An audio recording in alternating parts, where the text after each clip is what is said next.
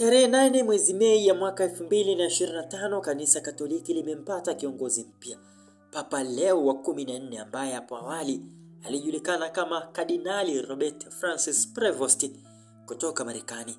Hii ni mara ya kwanza katika historia ya miaka 2000 ya kanisa Katoliki kwa Marekani kuchaguliwa kuwa papa.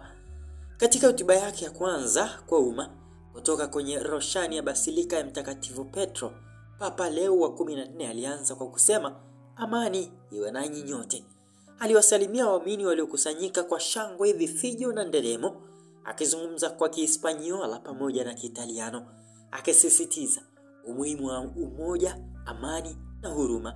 Alitoa wito kwa kanisa la Roma kuendelea na upendo na mshikamano miongoni mwa waumini na watu wote.